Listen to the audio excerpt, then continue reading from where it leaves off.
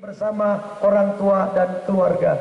Tentu ini yang sudah dinanti-nanti. Bait Al-Quran Al-Akbar yang telah berdiri sejak beberapa tahun lalu di kawasan Gandus menjadi salah satu lokasi objek wisata Islam di kota Palembang. Hampir seluruh wisatawan baik itu lokal maupun dari mancanegara mendatangi lokasi ini. Syekh Salim Hasan, salah satu ulama besar dari Yaman yang mendatangi lokasi ini guna menghadiri pelepasan nuzul Quran sekaligus pelepasan santri Pondok Modern IGM Al-Ihsaniyah, cukup kagum dan takjub dengan bait Al-Quran Al-Akbar ini. Ditemani oleh Kiai Haji Syawatila Muzaib yang lebih kita kenal dengan Opat, Syekh Salim Hasan mengelilingi bait Al-Quran Al-Akbar dan juga diberikan informasi tentang bait Al-Quran Al-Akbar ini. Akbar, Masya Allah, tempat suci, tempat terbaik, luar biasa, Masya Allah.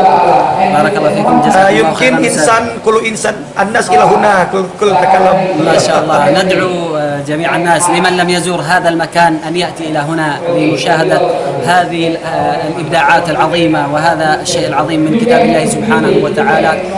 نسأل الله أن يبارك في الجميع.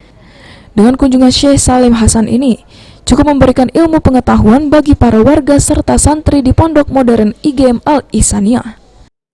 Alhamdulillah hari ini dapat kehormatan kita ada Syekh Salim dari Yaman yang sedang memang kebetulan safari Ramadan. Alhamdulillah beliau menyempatkan ke sini dan alhamdulillah banyak sekali ilmu yang beliau berikan, memberikan tausiah tadi sebelum acara-acara lainnya.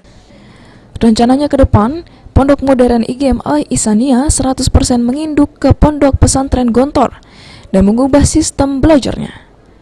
Firman Hidayat, PAL TV.